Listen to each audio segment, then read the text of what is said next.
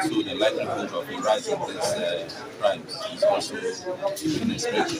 So we are hoping that the fallout of this meeting will afford us that opportunity to stem the tide of this type of crimes. The dealers left the meeting with a pledge to further beam their satellites on identifying the suspected elements committing these acts that have blackmailed their businesses in the eye of the public.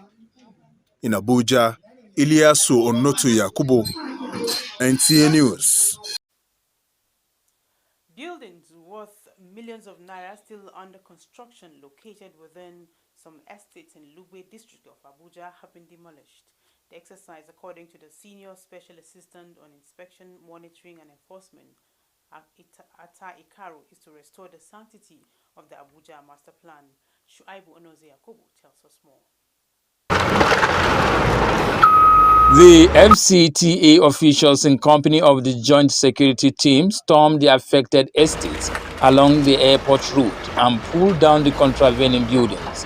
The team leader says the exercise is to correct all the infractions within the estate. He warned developers against overstepping their boundaries by contravening the Abuja Master Plan. The Development Control Department approached the Office of the SSA Enforcement, Inspection and Monitoring to actually clean up some of the things here. We have started a massive area of violation, and what we actually did, which the minister supports us to do, is to go and engage and re-engage and come and do the right thing here.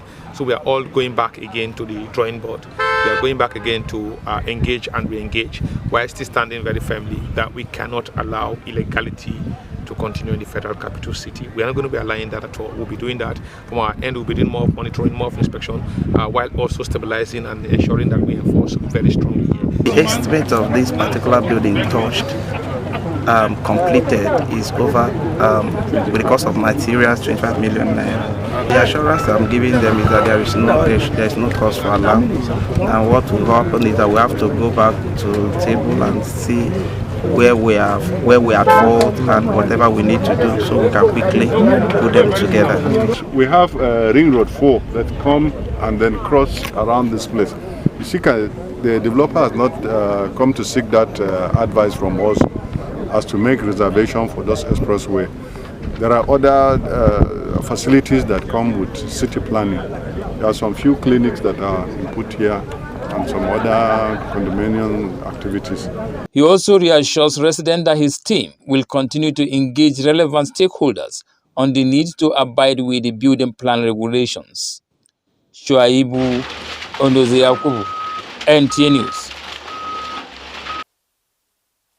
The Federal Capital Territory Administration Social Development Secretariat have evacuated 17 mentally challenged persons within the city center to rid the nation's capital of human nuisance.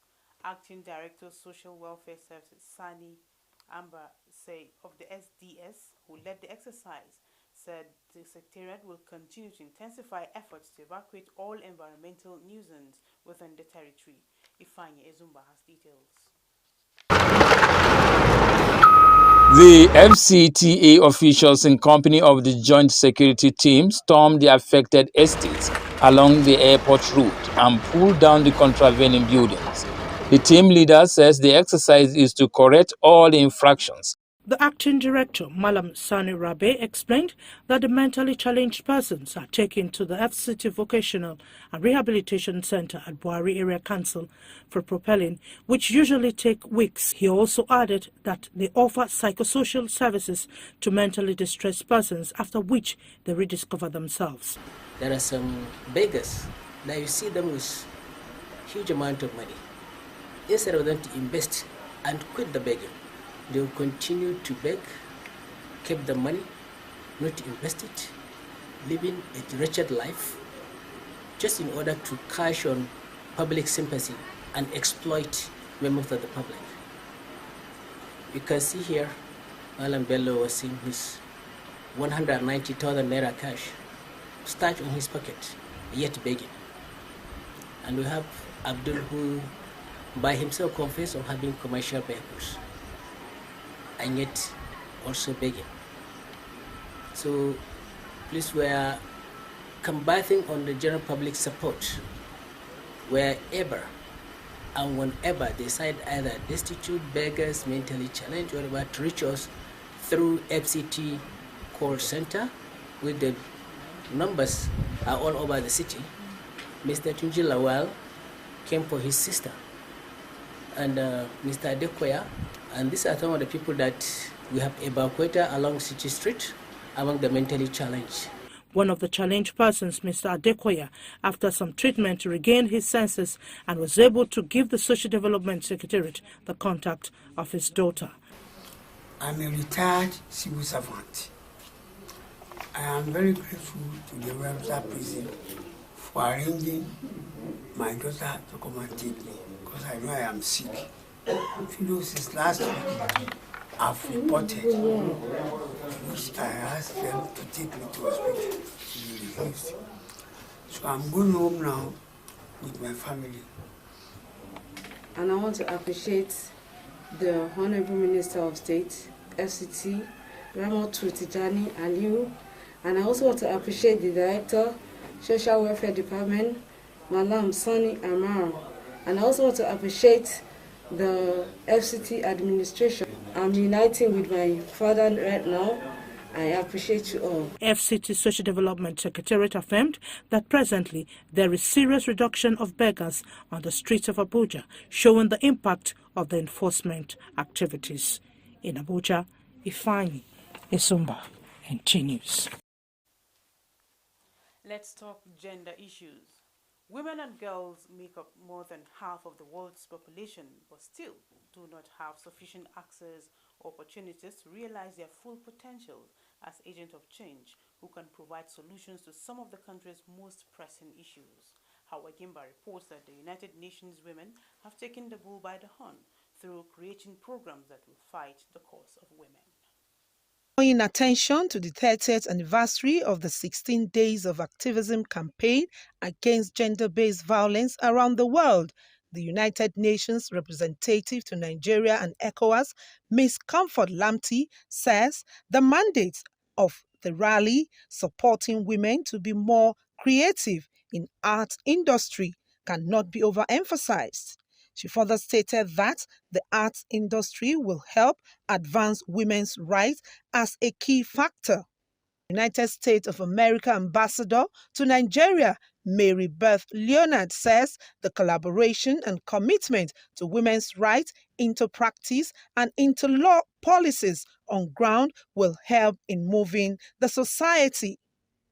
Minister of Women Affairs and Social Development, Pauline Talem, gave her words that the forum will be created by the United Nations women will clearly show that there is hope for Nigerian women and women around the world. Congrats especially to Ms. Jogi Silva, to the WIFTI chair, her collaboration with UN Women and the joint EU-UN Spotlight Initiative. Establishing the While commemorating the 16 days activism to end gender-based violence, the forum, when created, will provide an important platform for women in the arts industry. Hawa Gimba, NTA News. And joining me in the studio to discuss gender-based violence is Mrs. Comfort Lamty, UN Women Representative to Nigeria and ECOWAS. You're welcome to our studio. Have you around. So let's begin this way. Can you just briefly, what is gender-based violence? Thank you again, and for the purpose of emphasis. Good evening to your viewers. Well, I believe you're asking me that question because we are in the middle of marking the 16 days of activism against gender-based violence campaign. And gender-based violence really is violence that is meted out against persons on the basis of their gender. It takes on different forms. It includes physical abuse and violence, domestic violence, wife beating, and so on, battering. It's also sexual violence, sexual harassment. We see that in the workplace, but different forms of sexual violence, rape, and so on. And it also takes on emotional forms as well. verbal abuse, and different forms of, I mean, obviously any kind of violence has emotional consequences. And so the emotional and psychological kinds of abuses are also included. And of course, even economic related violence, such as perhaps even denying oftentimes women the right to go out to work, or even where they earn money, sometimes forcibly removing that, getting that money from them. So gender-based violence has different forms, and of course the reasons for that are also deep-rooted. Yes, I was actually coming to what are the root causes, yes, of that. Yeah, I mean, obviously, violence, gender-based violence, one of the main causes stems from traditional and harmful practices that we sustain sometimes. It stems from unequal power balance between women and men. And I think so long as women are considered in some respects as being lesser human beings than men, that they don't have access to enjoy equal rights as men, we see that this kind of violence persists.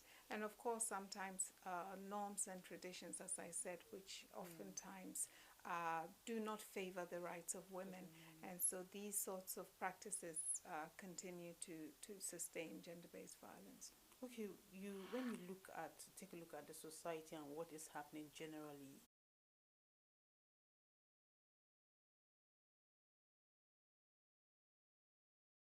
ahead of doing things that ordinarily they should do because of our fear of the unknown, what do you think can be done, to change that kind of feelings?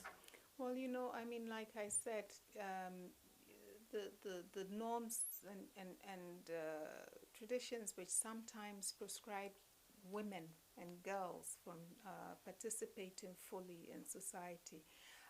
The fact that when girls are very outspoken, or they come out and are more assertive, sometimes they are penalized by in the family and even by communities. And so even with gender-based violence, there's oftentimes a tendency to first look at blaming the victim.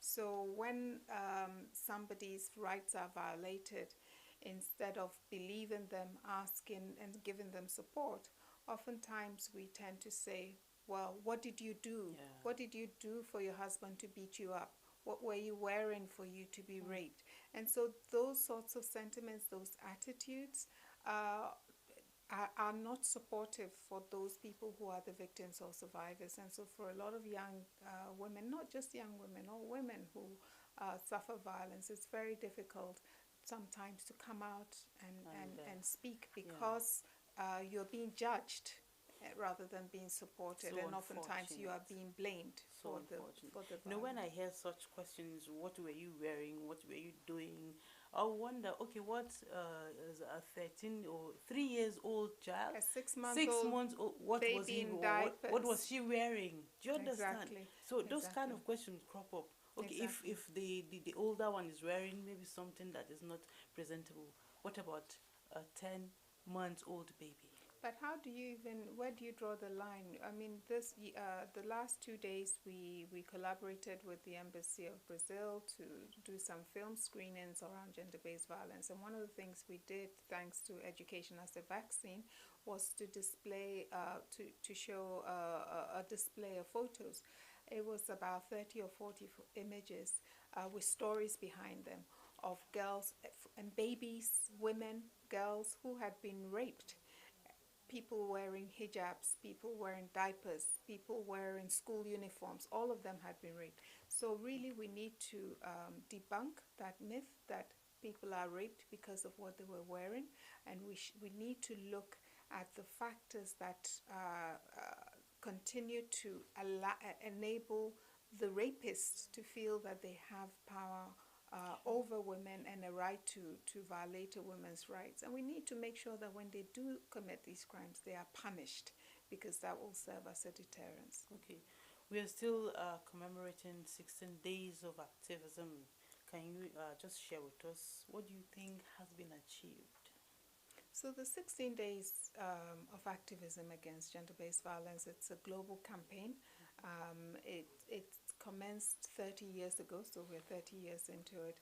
And, 30 years on, yes, we can say that around the world, to some extent, many countries have been able to adopt laws that can protect the rights of victims, and also we've seen greater activism on the parts of women's rights organizations and so on. But there's still a lot to be done. I mean, here in Nigeria, I think there's been tremendous progress over the last 18 months or so, with different states passing the Violence Against Persons Prohibition Act. I think right now we're about at least 30 states have passed the law. But passing the law is just the first step, and then we need to move to implementation, and then we need to see that resources are being put into initiatives that will both prevent and respond to gender-based violence. So there is still a lot to be done also at the level of awareness. There's so many people who don't understand and don't know when their rights are being violated. Just even access to information to know that what you're experiencing is a form of violence, that you have a right to speak up, you have a right to say no. And so there's a lot of awareness still that needs to be built, and there's a lot of work to be done also to try to get communities to stop shielding perpetrators, and to break the culture of silence, which continues to perpetrate the problem, because there's oftentimes, as I said earlier, guilt, shame, stigma, all the factors that contribute to this culture of silence. So there's a lot of work to be done at the community levels, and there's a lot of work to be done in terms of governments to be able to support programs and implement policies that can protect the rights of victims. And we know that most perpetrators go scot-free. I think it was earlier this week that the Honorable Minister of Women's Affairs was quoting that in terms of over 5,000 cases that had been reported in about 6 states, there's less than 20% of those cases that are in court. So there's still a great deal of impunity for gender-based violence crimes, and I think going forward that's one of the areas we need to continue to work around. Okay, gender-based violence has been like a topic in the front burner, always like everyday thing that we must continue to talk about. It's just the talking and the talking. What other like an aggressive way of walking this talk? Well, I mean, I think the talking to educate, the talking to sensitize, the talking to create awareness is necessary. The talking to help to shift government policies is also important. I think talking alone in of itself is not sufficient, obviously, and so we need to ensure that we put our money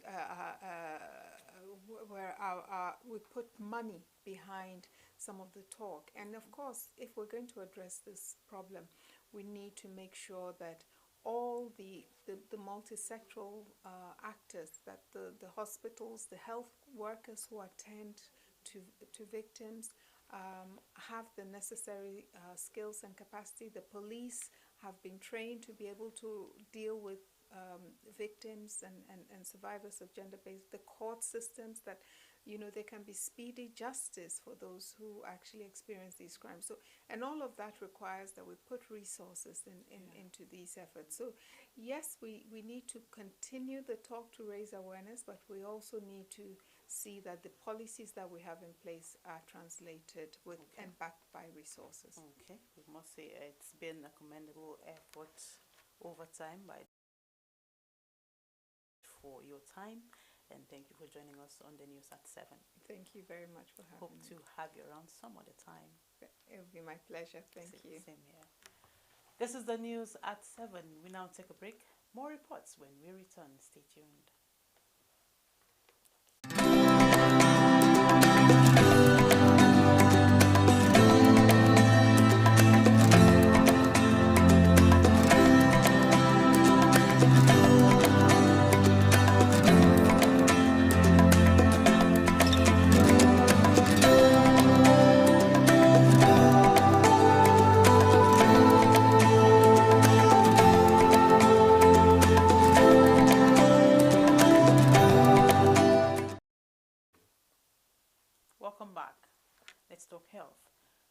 Presidential Steering Committee in collaboration with the Federal Ministry of Health and the National Primary Healthcare Development Agency, has approved the administration of booster doses for persons that have completed 2 doses of AstraZeneca, Moderna, Pfizer, BioNTech, or 1 dose of Johnson & Johnson, according to a press release by Mohammed Ohitoto, the head of Public Relations Unit of Primary Health Care Development Agency.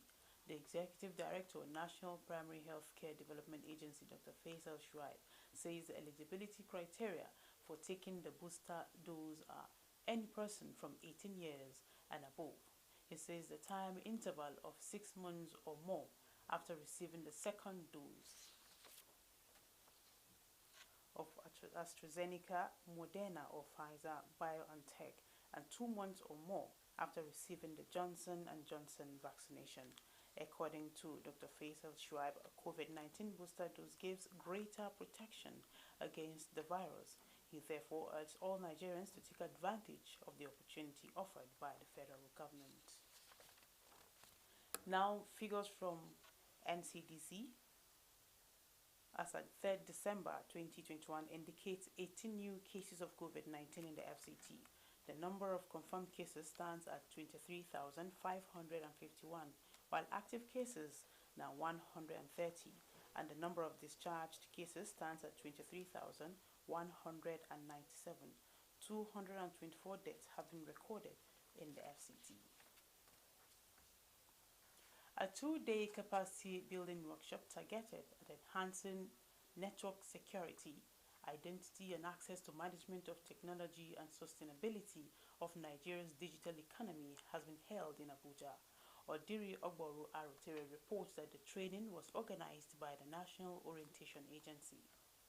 The workshop, themed Enhancing Cyber Hygiene for a Viable Digital Nigeria, is a critical area of focus for the present administration to diversify the Nigerian economy away from the oil and gas to agriculture, solid minerals, development of SME, among others. Participants were drawn from various agencies in the public sector like the Security, Public Relations, Biotechnology, ICT Department, to mention but a few. We are collaborating with responsible and respective agencies to bring this down by letting Nigerians know what this is all about, what is the 5G, what does it entail, what do we have to benefit from it, what are the security issues entailed with the 5G, and to actually break down the myths of what 5G is about. Chairman, Senate Committee on ICT and Cybercrime, Yakubu Oseni, urged participants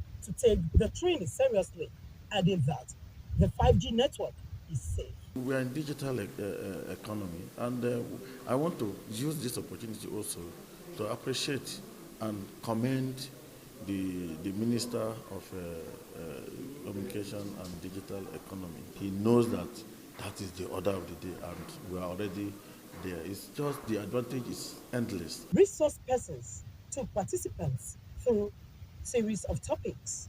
Among is the nexus between national ethics and integrity policy and cyber hygiene of Nigeria's emerging digital economy. The economic advantage, the benefits outweighs all these things they're talking about. 5G, for me, as far as I know, as far as science has taught me, is safe. It will make life better for me. It makes endless possibility. The capacity building workshop continues. In Abuja, Odiri Ogboru Arotere, NTA News. And on sports, FIFA rules out South Africa's appeal against Ghana's 1-0 defeat last month, saying it is inadmissible as Nigeria's Fulham Tosin scores his first goal to help his side share the points in all draw. And with that, we've come to the end of the bulletin tonight, as we have more reports in our subsequent bulletin. Thanks for watching. Continue to enjoy the weekend. Bye for now.